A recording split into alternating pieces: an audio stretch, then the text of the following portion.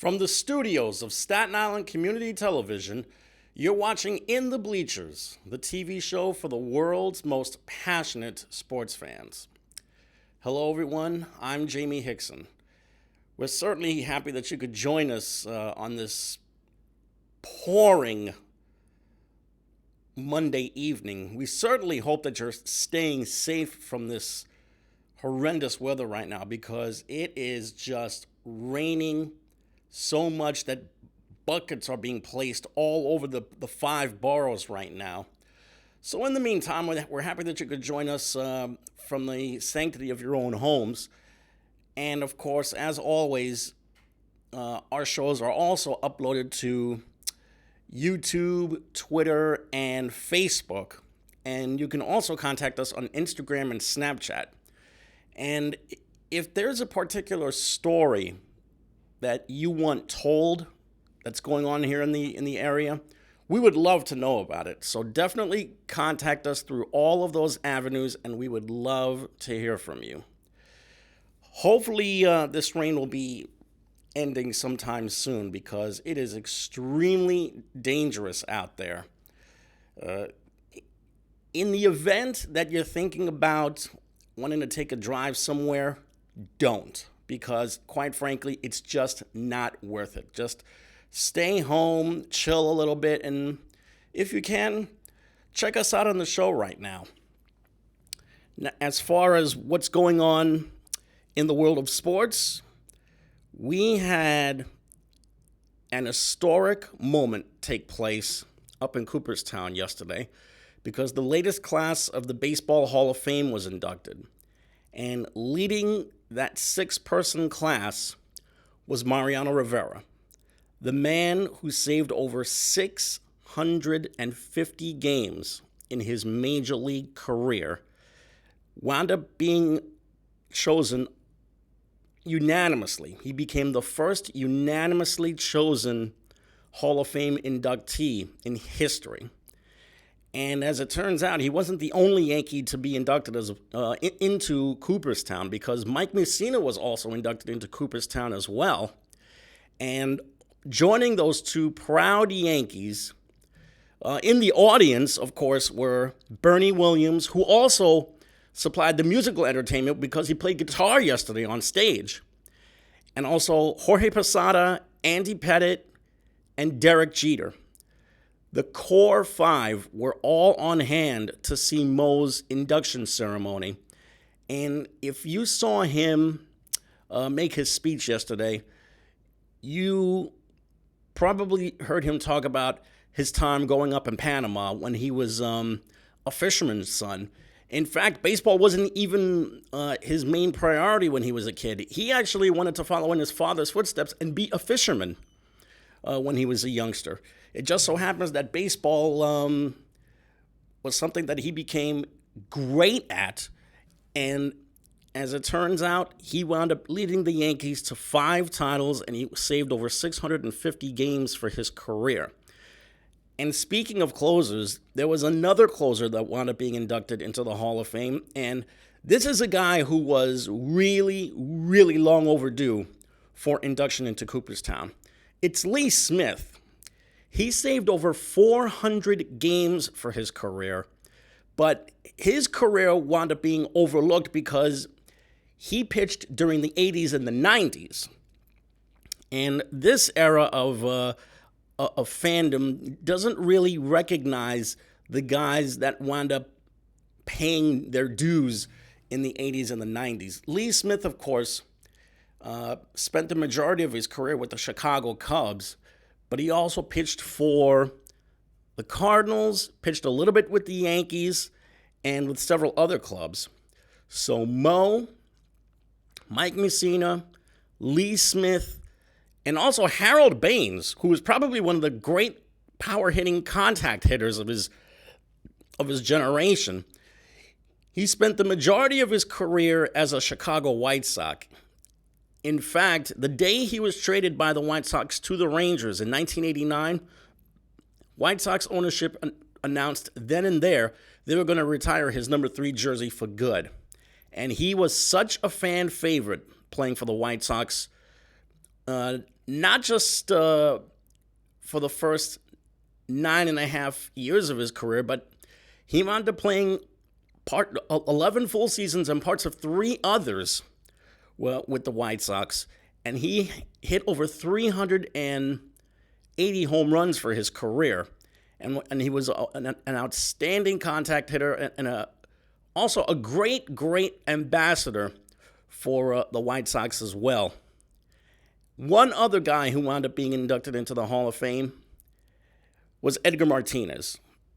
And that is a name that is still a sore subject for Yankee fans because he was the guy that had the game-winning 2-run double against the Yankees in Game 5 of the Division Series back in 1995. Probably one of the great playoff series that was ever played in baseball history.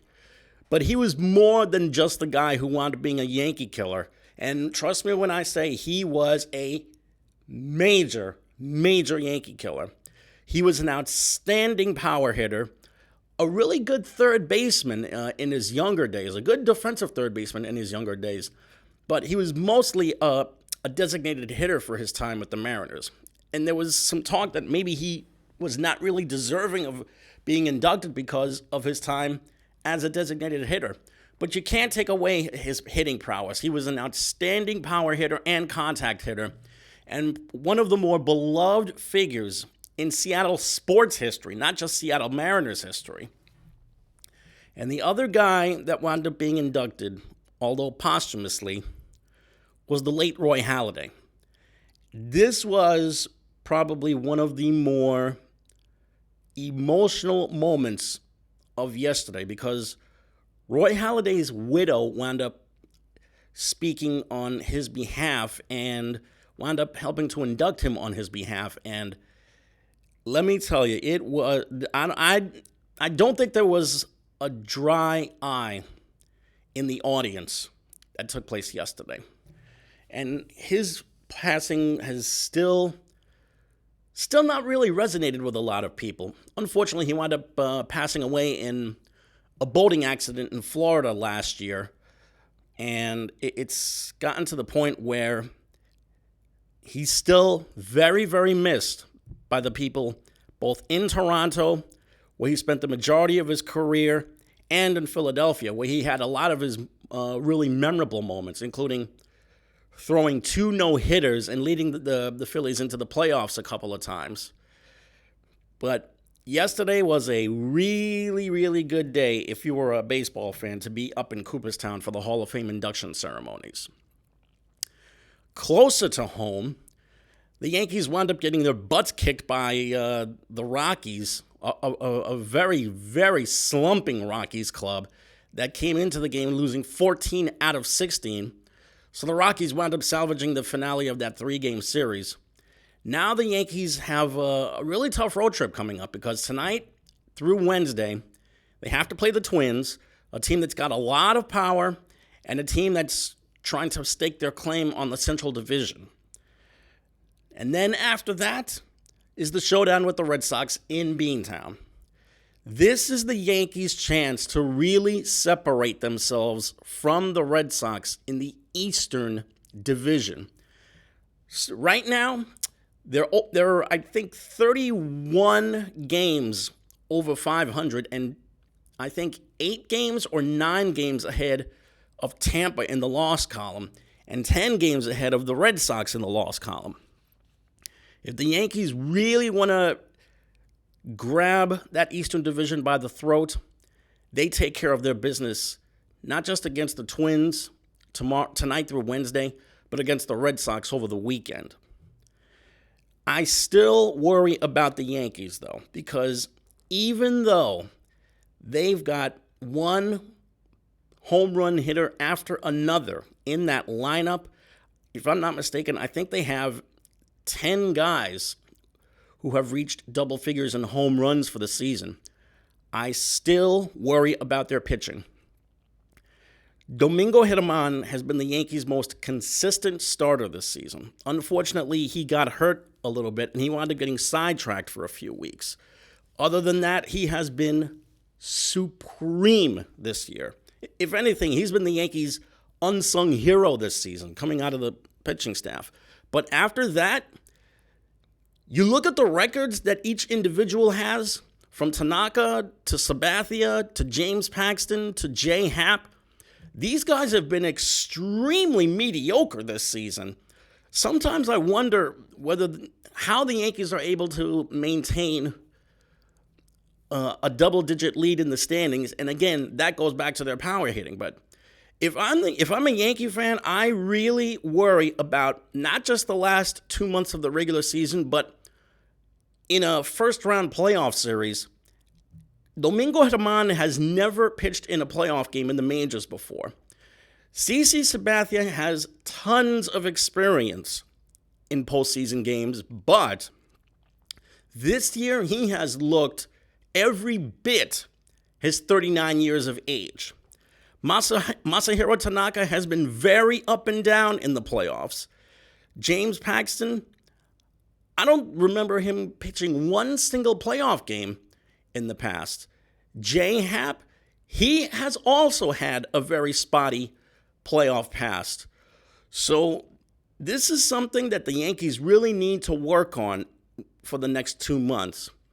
Knowing Brian Cashman and how he's always working his butt off to try and make that team better, he's going to try and make a deal to get another starting pitcher or two for the stretch run.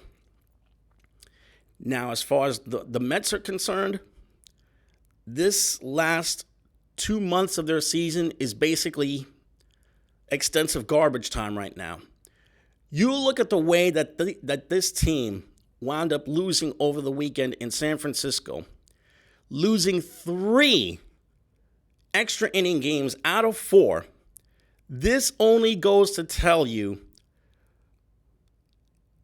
how further apart the Mets are from the rest of the Eastern Division.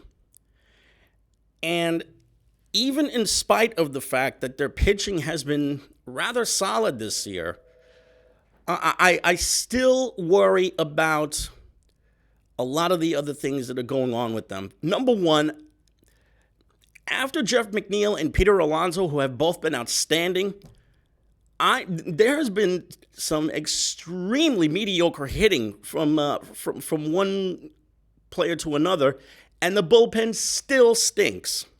And I just got the word from Kenny, who, by the way, it's Kenny Graham on the other side of the glass, that Hector is going to be calling in soon. Right now, it looks like the Mets are going to be sellers, and I've already heard the name Zach Wheeler being bandied about. Unfortunately, Zach Wheeler has gotten hurt twice, so his stock has declined quite rapidly. So where does this leave Noah Syndergaard? He could be the guy that could be on the trading block right now. All right, we're going to try once again with Hector. Are you there, Hector? Hello? There you are. Go ahead. Hector, go ahead. All right, well, we're going to try and fix these technical difficulties. Hello, Jamie. How you doing? All right, there you go. Go ahead. Yeah, well, let me ask you something. What were you talking about just now? Because I wanted to ask you. I was talking about the Mets. What's wrong with the Mets now? What are they doing right? What's wrong with the Mets? Where do I begin? They can't hit. Their bullpen stinks.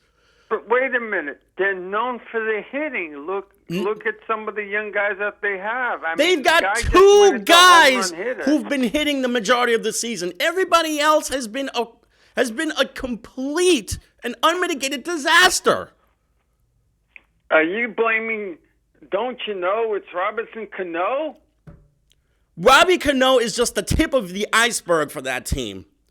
Todd Frazier, for all of the stuff that he has on his resume, having been signed with the Mets, he has been a colossal disappointment for them for a year and a half right now. All he could show for the first 100 games of the year is maybe 40 RBIs. That's just just pitiful production from the guy. You need to have at least 80 to 90 RBIs from your starting third baseman, and he has been lost at the plate the whole season. And Michael Conforto, for all of the power that Michael Conforto has supplied for them, you're telling me that the best Michael Conforto can do is 250? You cannot have your starting left fielder be a 250 hitter for the majority of the season. It just cannot happen. And Juan Lagares, who's been in and out of the lineup because he's been hurt, another guy who's been lost at the plate this season. The only guys who've been able to hit really, really well are Peter Alonso and Jeff McNeil. Jeff McNeil has been lights out, their best contact hitter this season. Peter Alonso has supplied all of the power for them this season, but he needs to bring his average up a little bit because having a 260 first baseman is just not going to cut it for them. And Ahmed Rosario, I mean, he's shown some improvement, but to be quite honest with you, he needs to recognize the strike zone a little bit better. And he's also got to pick it up defensively. Well, here's the thing about the Mets. You can't trade the entire team. And for that, as much as you like to blame the manager, you can't blame the manager and you can't blame the hitting coach. Because if your entire team is in a rut with hitting, then something's really wrong. Either they're in a rut because they feel they're in a losing team and they feel that they have to leave, or, you have to trade some of these guys, and it's going to be hard to trade some of these guys away. Now, do these guys have any type of potential? I think the potential word, as it applies to Peter Alonso, has that ship sailed a long time ago. He already showed, after winning the home run derby and after setting a rookie franchise home run record 100 games into the season, he's already shown that he's here to stay. Jeff McNeil has shown he's here to stay as well.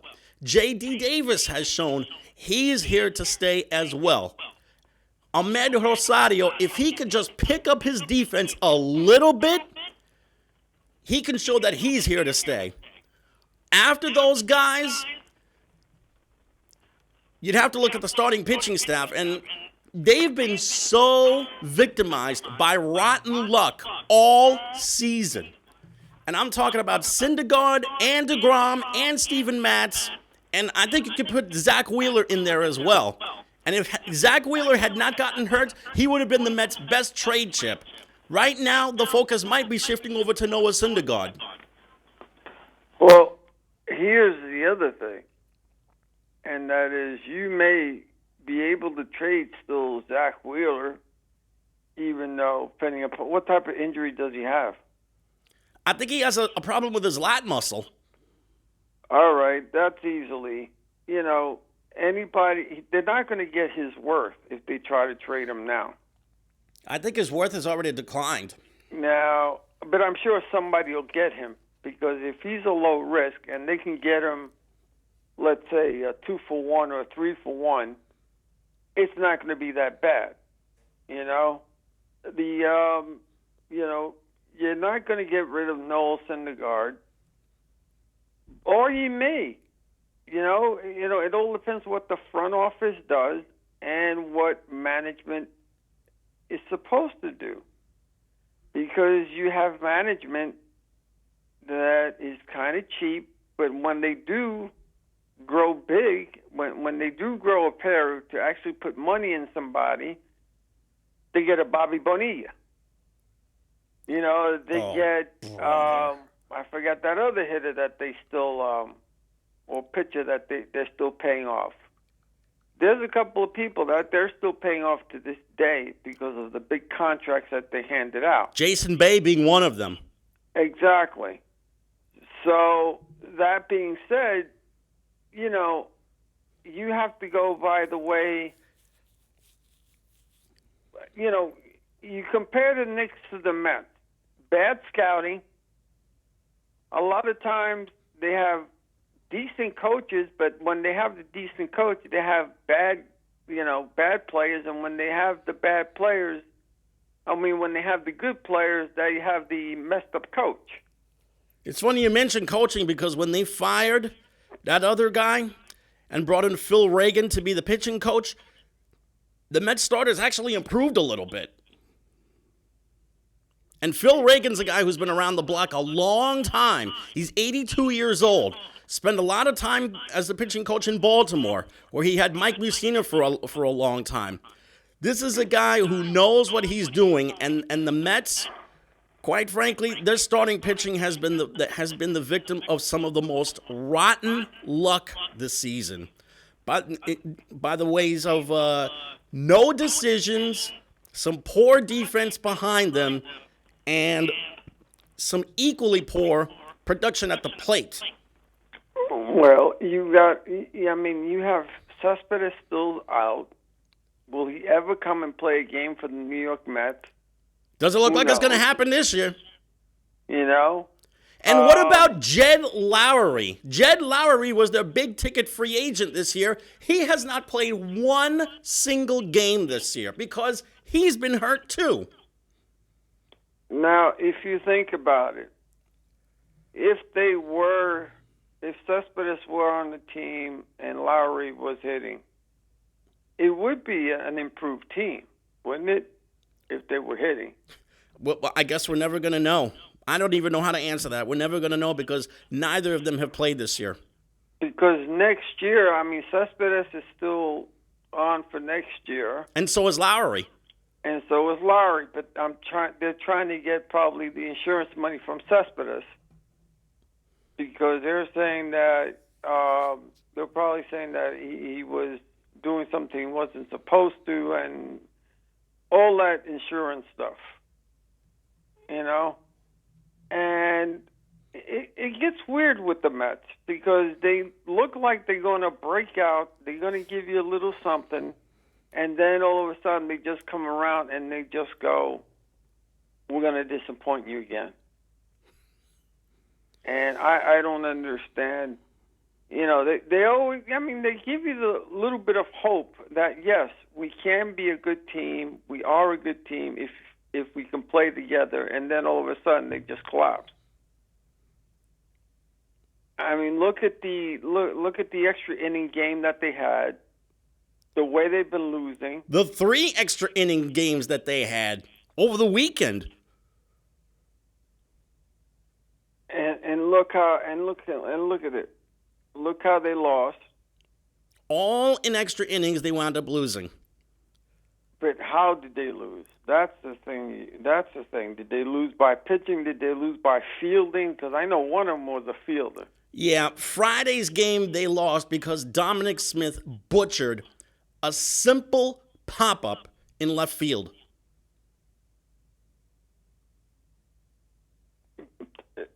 That sounds like the old Mets of long ago when they couldn't catch nothing. It was just, that was a fun Met team, even though they used to lose badly. But the team I'm talking about with Steve Henderson and all them guys. Yeah, I remember. And but that team was progressively worse. They couldn't get out of their own way. This team just seems to be snake bitten by rotten luck. Those other teams are just dreadful. And that's the thing, Pete Alonso is going. He hits the ball. He strikes out and he breaks his bat on his knee. I personally loved seeing that kind of fire from Pete Alonso because he cares about winning. He hates losing. One other thing that he hates is being benched. He hated having to be benched the other day. He wants to play. Why was he benched? Because he played every single game for the Mets this season, and Mickey Callaway, quite frankly, thought that he deserved a day off. Sometimes you do need it. Sometimes you need to take a break or come in later on because, nobody's going to break Cal Ripken's record anymore. And the Iron Man record. No, that's a pipe dream right there. That record is just like Joe DiMaggio's 56-game hitting streak or Cy Young's 511 wins as a pitcher. Those records will never, ever be broken. Well, the 56-game hitting streak always comes close. I think Pete Rose was the last guy to come close. Yeah, and that was over 40 years ago. Exactly. So, and then you have the other people on the other side of the island called the New York Yankees, who have, crowns as kings.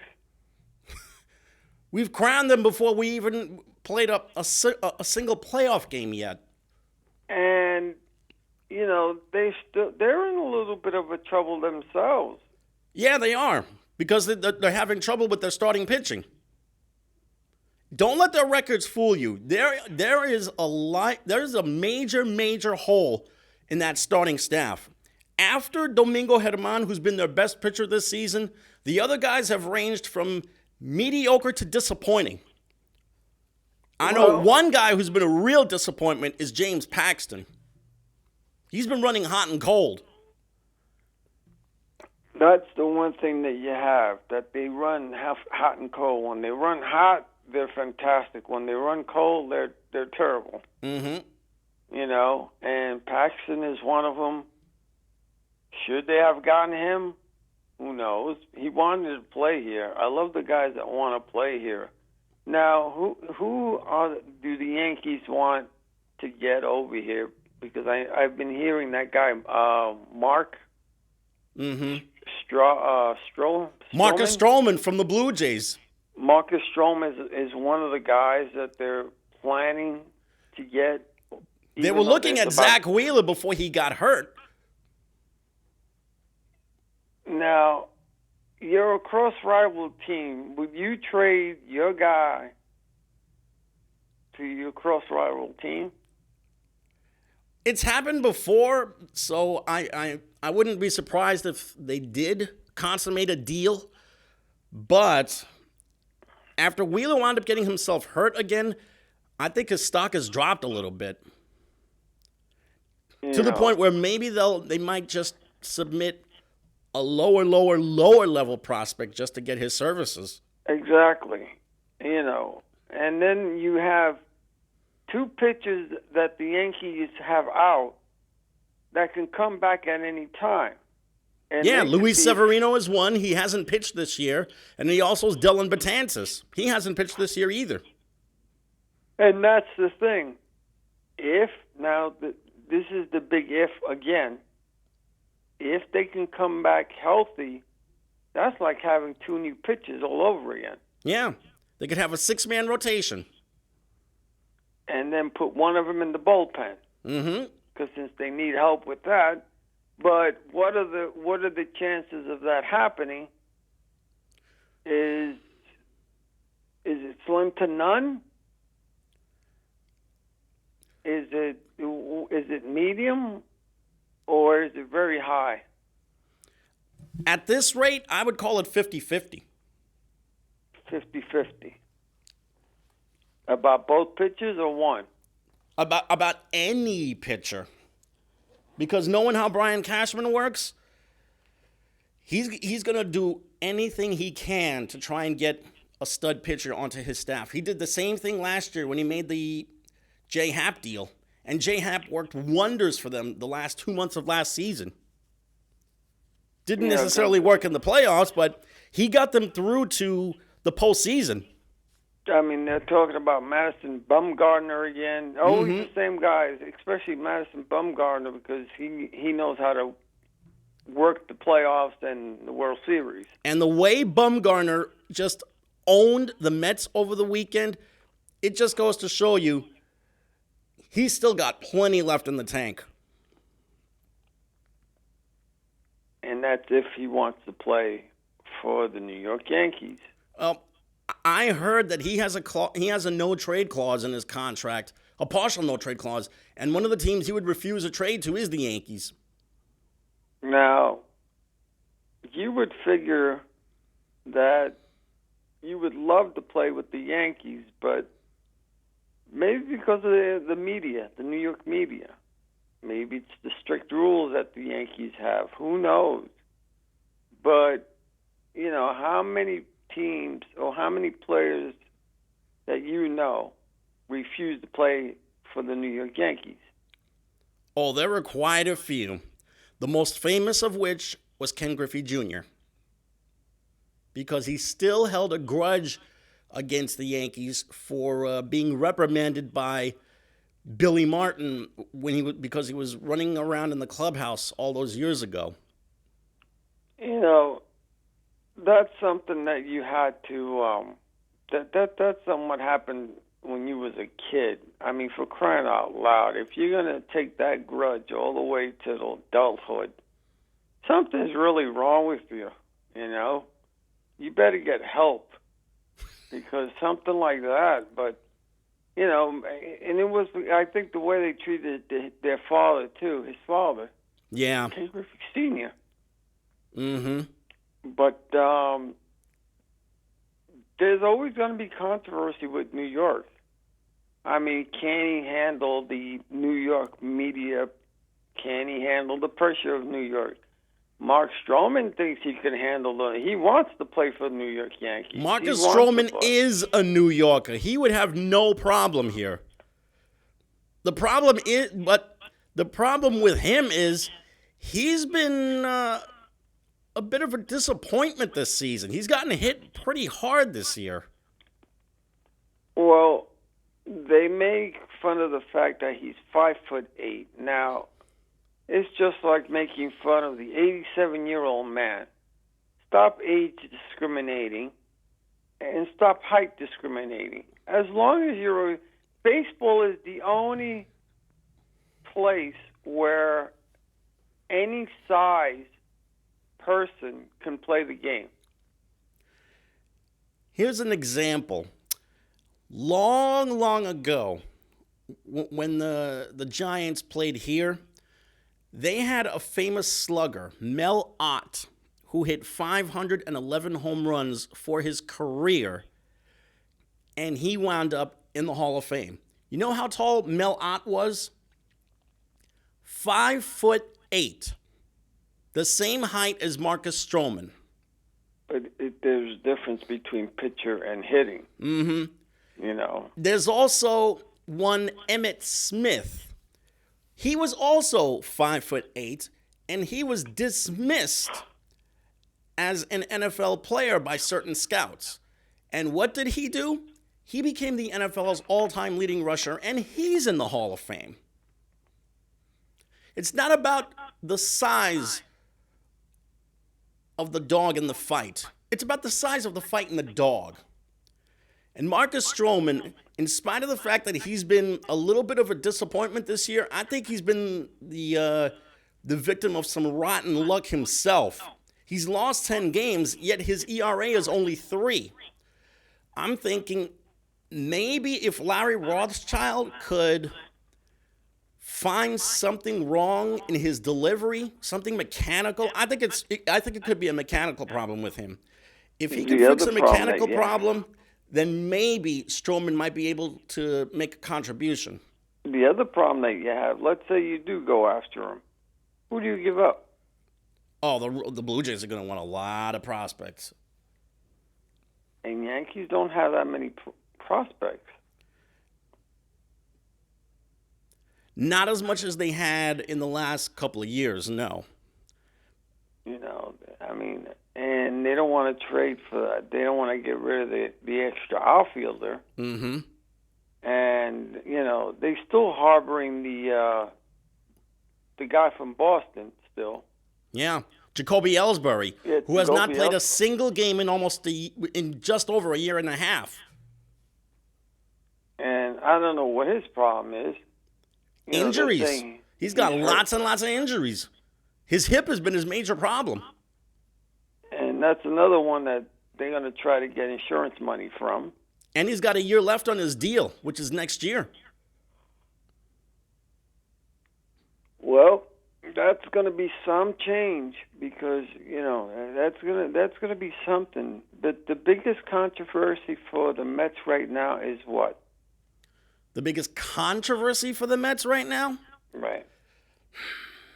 Is it the manager? Get rid of the manager? Well, Mickey Callaway is one controversy. The other controversy was what happened when Brody Van Wagenen held a team meeting with the manager and a couple of the other guys in the front office. And Van Wagenen got so furious about the direction of the team that he threw a chair at the wall and wound up storming out of the meeting.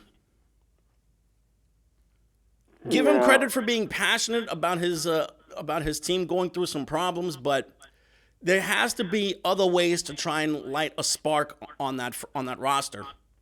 But it's the accountability that he has. It's his fault that the team is like that. Mm-hmm. Because right now, remember in the beginning of the season, they were the darlings of the town, where the Yankees were down in the dumps. And remember that? Oh, the Mets, the first place Mets or the second place, they're hitting, they're doing everything right. And what about the New York Yankees? Just goes to show you that the Yankees still run this town. And not just in baseball, but in professional sports in general. Well, yeah, because they're one of the highest franchises besides the Dallas Cowboys. And New York Knicks are up there, too, with franchise. But, that's something. Speaking of running the whole town, who's going to run the town? Who's going to make the back page more often? The Nets, the Brooklyn Nets, or the New York Knicks? That's a good question, because whereas the Nets have the more superior roster, the Knicks have the longer history here. I mean, do you know that this coming season marks the 50-year anniversary of the Knicks winning their first NBA title? I would like to see them do some kind of commemoration for some of their home games. Bring some guys back from that 1970 team to pay tribute to them. Not Dolan. Dolan's not smart enough for that. See, this is why they're losing fans. And this is also why they're losing customers at the gate. No, this is why they're losing free agents. And this is also why they're losing free agents as well. The fans will always be there because they always pack the house. But it's the free agents that they keep on losing. Oh, we're gonna, It was written on the wall that Kevin Durant and Kyrie Irving was going to be here. And it seemed like they were going to, but then all of a sudden they wanted to play for the Brooklyn Nets. Okay, fine. Well, you seem to forget one thing. Kyrie Irving grew up in New Jersey. He was always a New Jersey Nets fan. Right. When he was a kid, he had a photo taken of him with a New Jersey Nets basketball. And just a few months ago, Irving posted that photo on his Instagram account and showed it off to all of his followers. It has long been learned that Kyrie Irving would only play for the Nets, whether it was in Brooklyn or in New Jersey. And look where he is now. And he met some of the players. He met one player on the train, and he talked to them for 35 minutes, or one of the announcers. He even spoke to Spencer Dinwiddie on the phone and asked about what it would be like, or what he thought if he would join the roster next year. But I'm just saying, when he was a kid, when he was following the Nets. Mm-hmm. Now, here's the other thing. So you're saying, although the Brooklyn Nets have a powerhouse, the Knicks still will be the back page. They're going to Darlings of the town. They're going to be in the back page for all the wrong reasons. And it's because of that god-awful management, that slime of an owner, and his two yes men who are running things from the front office. Well, like I said, I give them credit for some of the players, like getting Julius Randle. And the only thing I wanted to ask you, because maybe you know this, who is their backup center? Who's the backup center? It looks like right now it's going to have to be Mitchell Robinson. No, he's the starting center. Who is the backup center? Who's the backup center? That's a really good question, because they have a whole bunch of guys. They got a bunch of forwards. And guards. Everything has been split down between guard and forward. Exactly. At this rate, it looks Potts. I would want to say maybe Marcus Morris, who they just signed to a deal. They said it was going to be Potts because he's 6'11". Oh, you mean Bobby Portis? Yeah, Bobby Portis, because he's 6'11", even though he's a power forward. But they're going to have to He's got the height and the length to be a center. And he also has the mean streak, too. So see, that kind of signing, which is under the radar, that kind of signing is okay. And let me tell you about Bobby Portis. Bobby Portis is the same guy that punched out Nikola Mirotic, the other Bull, during a fist fight in the locker room last year before Mirotic wound up getting traded. Bobby Portis is the same guy who stood up to Dwayne Wade when Dwayne Wade ripped the team to the media and then tried to rip the team in the locker room. And Bobby snapped back at him and said, he basically said, you may be the best player, but don't question my hunger or commitment to the team. And then he just stormed off. See, guys like Bobby Portis, they need in the locker room because they need somebody who's got a mean streak, and more importantly, somebody who's going to want to kick somebody's ass if someone is out of line. And didn't they just sign another guy for a 10-day contract?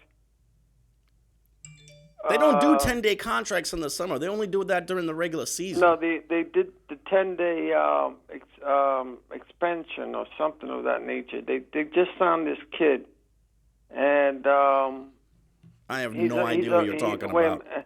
Wait a minute, I'm trying to find the information now because he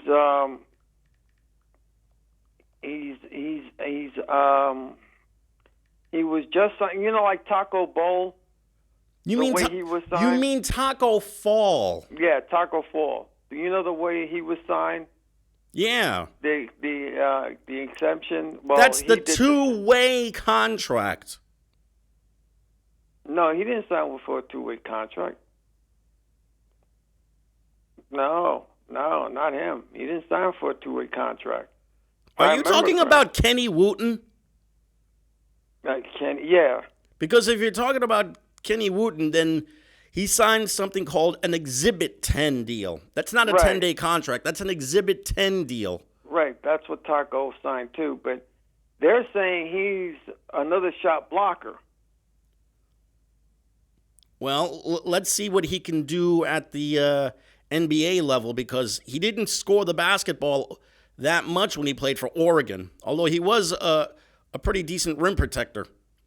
Well, that's the thing. If you have him with Mitchell Robinson and, let's say, Kevin Knox or Julius Randle, that's not a bad front court.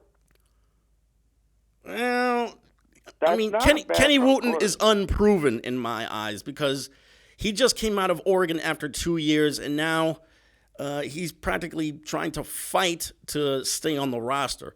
The other guys that are on that roster, they all have had a shelf life in the league. Julius Randle has probably played his best basketball in the last 2 years in the league. Taj Gibson is a guy who has played numerous playoff games. He's a guy who is a good locker room player, in addition to being a really good post player.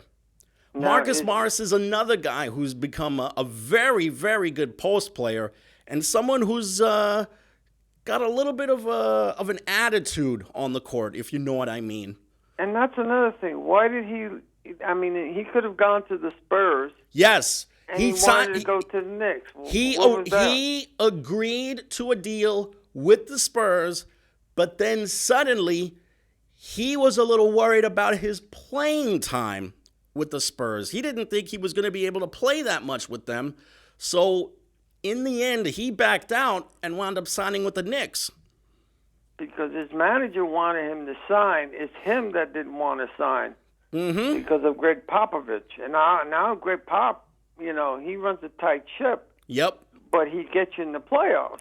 And speaking of Greg Popovich, he just hired Tim Duncan to be one of his assistant coaches. Oh, damn.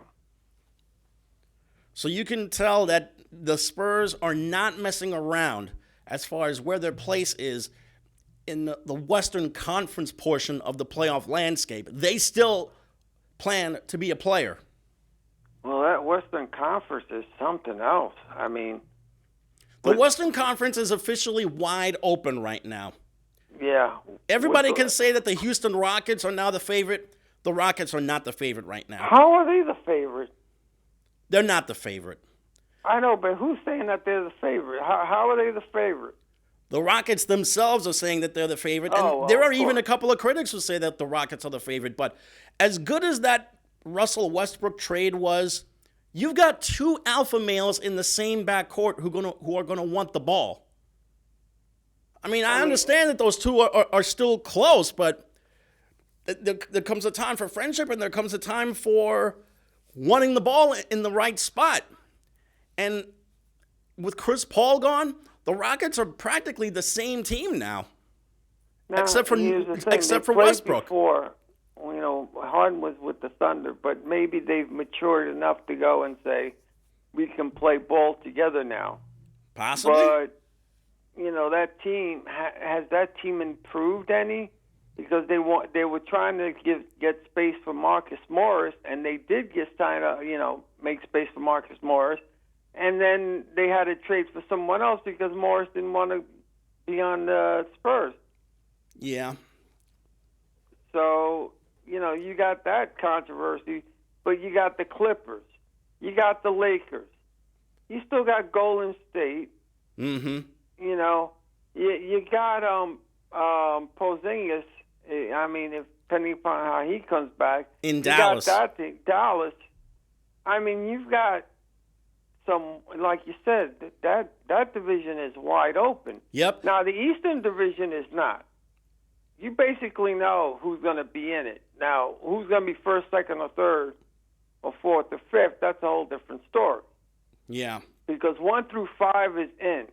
It's 6, 7, and 8 the door's open. Mm-hmm.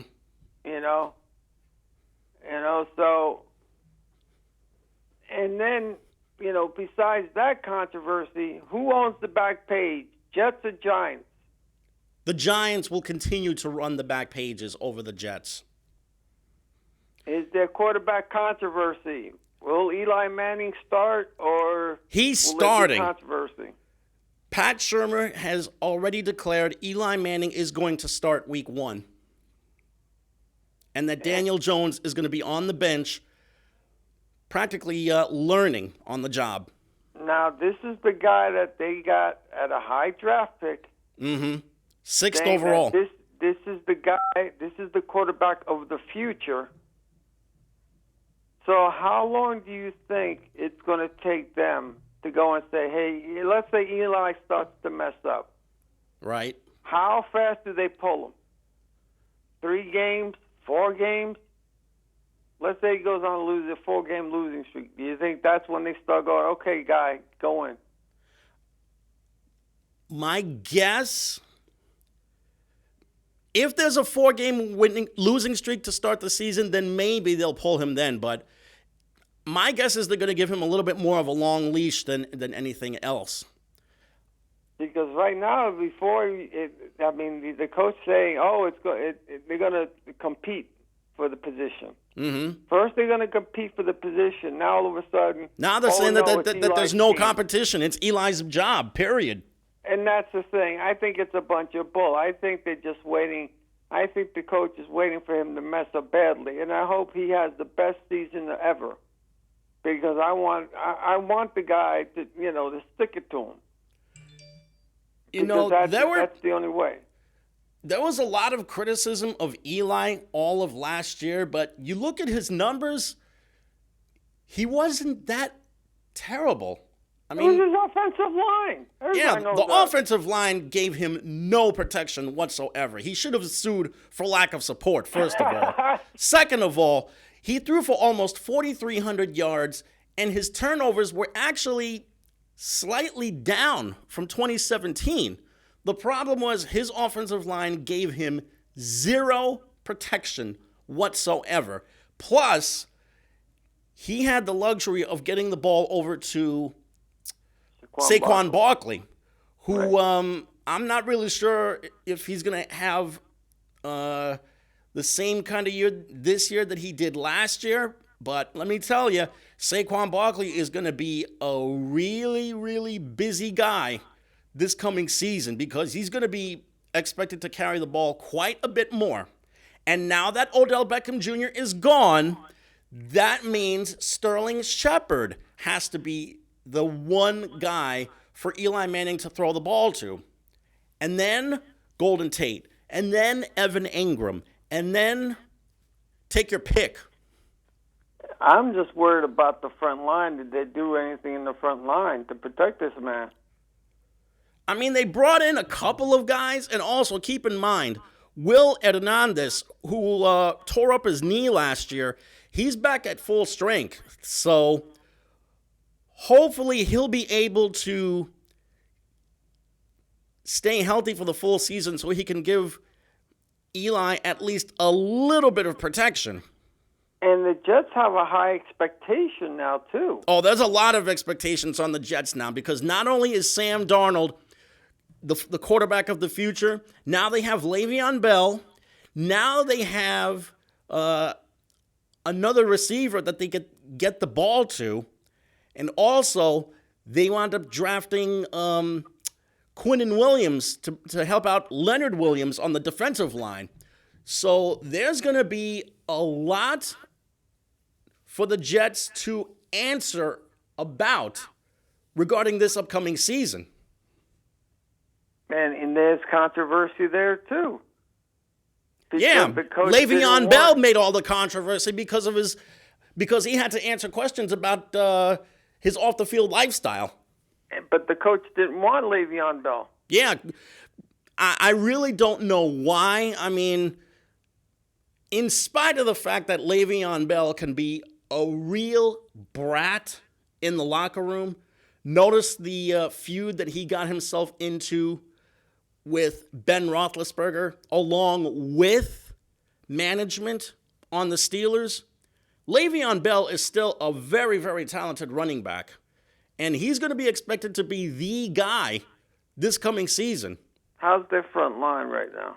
Offensive line is a little bit better. I would like to see them maybe get a little bit more protection on their right side, but overall, the O-line has gotten much better for them. Okay, you ready? Who owns the back page? They wound up signing a guy from the Raiders in order to help them out. Who owns the back page? Islanders, Rangers, or Devils? The Rangers, of course. I mean, the Devils actually tied the Rangers when it comes to the most headlines because the Devils wound up getting the best player, P.K. Subban, and they also got Wayne Simmons. Whereas the Rangers, they probably got the the biggest free agent ticket of an acquisition for the upcoming season, whereas the Islanders wound up getting the main goaltender, the number one goaltender that they've been looking for quite a while now. And the teams stack up pretty good. It seems like they're pretty equally matched. Mm-hmm. Now, in their respective divisions, how do they match up in their respective divisions? Which would be the Metropolitan Division. Overall, I still think the Islanders are a little bit better. I think the Rangers are better at goaltender because they've got Lundqvist, but the Islanders right now probably have the number one sniper that they could look to make a big play in a big spot. I mean, there's Matthew Barzal and Josh Bailey, and also they brought back a lot of their mainstays from last year. Casey Cizikas is back, Cal Clutterbuck is back, Jordan Eberle is also back, Anders Lee is back, and he's been made the captain. Brock Nelson has also returned. Now they have Johnny Boychuk. So when you think about it, the Isles have a little bit more scoring punch, whereas the Rangers have a little bit better young players. And of course, all of the headlines have been made by them picking Lars Anderson second overall. What did you think about the Manny Pacquiao winning the fight in a decision? I unfortunately did not see the fight, but it's just a testament to the kind of boxer that Manny Pacquiao is. He went the entire way with his opponent and was still able to come out of it barely in one piece. Now, there is more controversy with ESPN. That gentleman that spoke out against the president and about politics and just instead of keeping it about sports. That also has been a big controversy. You know what? God bless him. Because there has to come a time when people need to just be a human being for one moment and not be either an athlete or a coach or a broadcaster. But it's true what the guy said. I mean, look what they're doing to Kaepernick right now. They're blackballing him. James Brown Muhammad Ali used to fight for this. James Brown's fight for this. There's a lot of people out there that are fighting and still fighting for this. Mm-hmm. And not only minorities, but all types of people are fighting for injustices out there. And this guy just brought it out, and it was funny too because I seen the rant, and they actually had the guy, the producer or whatever that guy was. They had a close up of him, and he just got up and left. And then they showed another shot of another guy, as if both of them were very uncomfortable. That's their problem. And the guy was telling the truth. Now, for those people that are, depending upon which side of the side you're on, and even there, they don't want you to talk about politics without talking about sports. You have to, if there's something about sports, because right now you can talk about Kaepernick still. You can still talk about Kaepernick because and why he still doesn't have a job. Exactly, but it's 7:59 right now. You must better do to people out there in the world. Yep. I will talk to you next Monday. Thank you. Before we end the program, I want to give a very heartfelt word of condolences to our mutual friend, Rosanna Robinson, who unfortunately, her mom passed away just recently. So many condolences go out to Rosie and her family. For everyone here, I'm Jamie. I'm Hector. Good night, everyone. Good night.